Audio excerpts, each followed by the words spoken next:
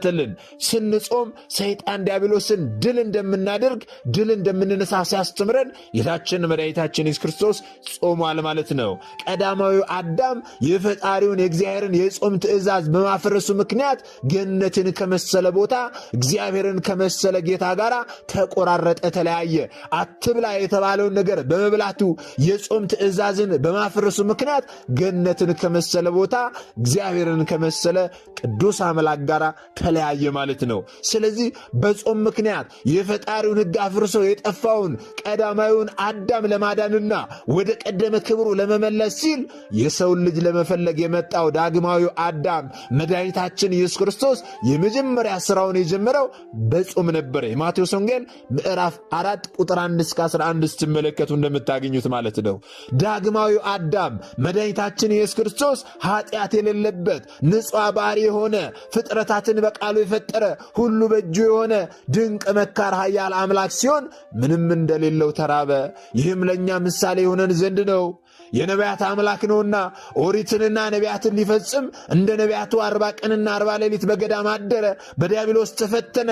ይህም ለእኛ ምሳሌ የሆነን ዘንድ ነው። በዲያብሎስ ፈተና ይመጣብናል፣ ፈተና እንፈተናለን። ነገር ግን ፈተናዎችን ሁሉ ድል የምናደርገው ስንጾም ስንጸልይ እንደሆነ ሊያስረዳን ጌታችን መድኃኒታችን ኢየሱስ ክርስቶስ በገዳም አደረ። በገዳመ ቆሮንጦስ 40 ቀንና 40 ሌሊት ጾመ፣ ጸለየ። ስንጾም ስንጸልይ ሰይጣን ዲያብሎስ መግቢያ ያጣል ወገኖቼ። ሰይጣን ዲያብሎስ ይጨነቃል። ቅዱሳን አባቶቻችን አገልግሎታቸውን ከመጀመራቸው በፊት ቀድሚያ ይጾሙ ነበረ። ሐዋርያትም ቢሆኑ መንፈሳዊ አገልግሎት ከመጀመራቸው በፊት በጾም ነበረ ፈጣሪያቸውን የሚጠይቁት። ፈጣሪያቸውም ደግሞ የለመኑትንና የሚሹትን ሁሉ ይሰጣቸው ነበረ። ጾማቸውን፣ ጸሎታቸውን ተቀብሎ ማለት ነው። ታዲያ ይህ ታላቁ የአብይ ጾም የተለያዩ ስያሜዎች አሉት። የመጀመሪያው አብይ ጾም ይባላል። ስለምን አብይ ጾም ተባለ ስንል በመጀመሪያ አብይ ማለት ታላቅ ማለት ነው።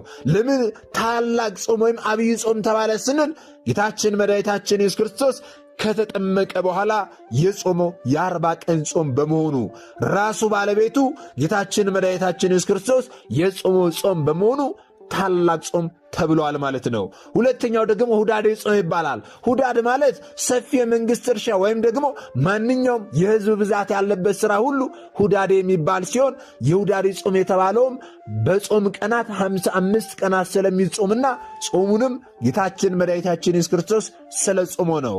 ሌላው በዓተ ጾም ይባላል። ይህ ማለት የጾም መግቢያ መባቻ ወይም ደግሞ ጾሙ የሚሰፍርበት በዓት ማለት ነው።